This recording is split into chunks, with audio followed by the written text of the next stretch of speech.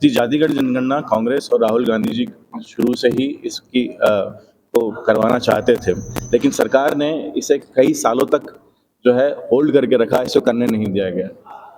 एकाएक सरकार को राहुल गांधी जी की बातें समझ में आने लगी।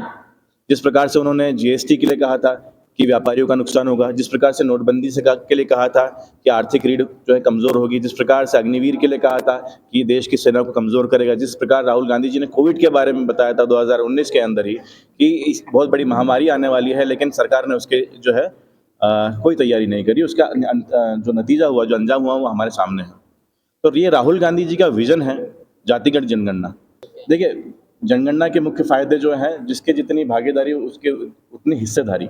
जो लोग जिस तबके के लिए आदिवासी, दलित और पिछड़े जो लोग हैं इस देश के अंदर, उनको मेन स्ट्रीम में लेकर आना, उनको मुख्यधारा में लेके आना, उनको जोड़ना, उनकी स्थितियों में सुधार लाना, उनके अन्य जो चीज़ें हैं, जिस प्रकार से आप देखते हैं कि नौकरियों के अंदर आप देखेंगे बहुत बड़ा डिफरेंशिएशन हो गया है यहाँ पर, जहाँ पर आप देखेंगे कि एक सामाजिक विशेष जो है वो ऊपर बढ़ ही नहीं पा रहा है। सरकार के लाखों रुपए खर्च करने के बाद में भी, फ्रीबीज़ देने के बाद में भी, हम कितना जो योजनाओं के ऊपर खर्च कर रही है, लेकिन उसके बाद भी जो समाज का वो तबका ऊपर नहीं आ पा रहा, तो उसके मुख्य कारण को ढूँढना यहाँ पर सबसे जी देखिए, बिहार चुनाव के मद्देनज़र लिया है या नहीं लिया है, इसके बारे में तो मोदी जी और उनकी सरकार ही बता पाएगी। लेकिन ये लिया है, ये राहुल गांधी जी की दूरदर्शिता है।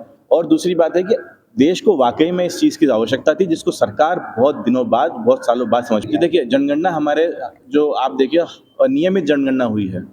आप जनगणना जब भी हुई है, नियमित रूप से हुई है। ये पहली बार इस देश के अंदर हुआ है कि लगभग 15 साल गुज़रने वाले हैं और जनगणना नहीं हुई है। देखिए, भेदभाव तब उत्पन्न होगा जब किसी एक जाति विशेष के लिए कार्य किए जा रहे हैं। लेकिन जो तेलंगाना मॉडल हमारा है, जो कांग्रेस का विचार है, जो राहुल गांधी की जी की मंशा है, वो इस प्रकार